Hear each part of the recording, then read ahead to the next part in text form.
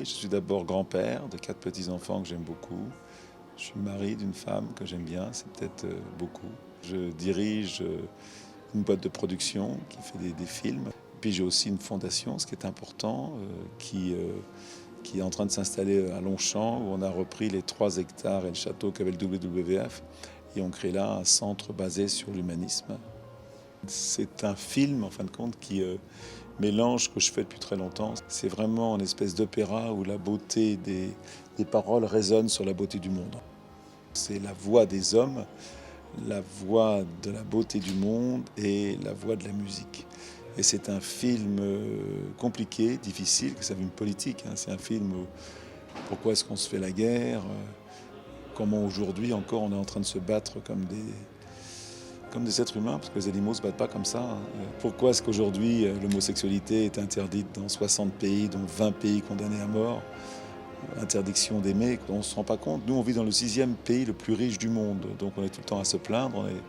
On vit dans un pays quand même où la santé est gratuite, l'éducation est gratuite, où on a rarement faim. Il y a des gens qui ont pas assez, mais une grande partie des Français vivent avec largement assez, et une grande partie aussi vit avec trop. Voilà, donc ça va être le moment d'apprendre à partager, peut-être de mettre notre humanité au-dessus de nos craintes et de nos peurs.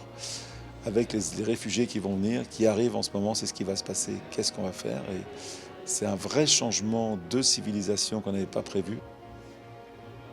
Quand tu as près de 70 ans, tu veux aller à l'essentiel. Donc je vais à l'essentiel. Moi je vais, mais mon cinéma aujourd'hui, c'est un cinéma engagé. Et j'aimerais surtout l'intérêt de ce film, c'est qu'il ne donne pas de leçons, puisqu'il n'y a pas de commentaires. C'est à vous de chacun d'y trouver ce qu'il y a à y trouver.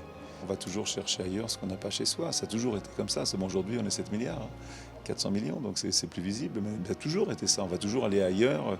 Quand tu ne peux pas nourrir tes enfants, tu pars. Ça va être un énorme changement dans notre vie dont on ne se rend même pas compte. Ça va aller plus vite que le changement climatique, ça. Je pense que réussir sa vie professionnelle, c'est pas très difficile. Réussir sa vie d'homme, c'est beaucoup, beaucoup plus compliqué. Qu'est-ce qui me rend plus humain? L'amour seulement, l'amour que tu dois donner aux autres. Et puis aussi le partage. Je pense que plus on donne, plus on reçoit. Et c'est toujours un échange dont on a besoin. Ça, c'est jamais dans un seul sens. On donne jamais de l'amour pour rien. On en reçoit toujours. Voilà. Et on a besoin de ça. Ça, c'est aussi les clés du film. Les gens, on a besoin d'être aimés. Alors, je suis pas du tout croyant. Pas du tout. Je crois que la religion a été inventée par les hommes pour qu'on vive mieux. C'est pas mal. Et Pepe Mujica, il dit un truc très bien. Il dit de toute façon, si la religion aide les gens à mourir, c'est la plus belle chose au monde qui peut exister. Non, je ne crois pas en Dieu.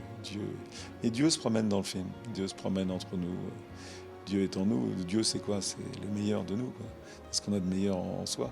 J'ai une chance inouïe de faire ce métier. Je ne suis pas dans la légèreté là-dedans, parce que je pense que d'être vu par des millions de personnes, c'est une vraie responsabilité. Et je ne veux pas dire de conneries. Aujourd'hui, j'ai encore du chemin à faire avant d'être quelqu'un d'intelligent. Et je pense que d'écouter les autres, souvent ces gens qui ne savent pas lire, qui ne savent pas écrire, souvent vous disent des choses qui peuvent changer votre vie. Et je pense que dans ce film, il y a des choses qui peuvent changer votre vie.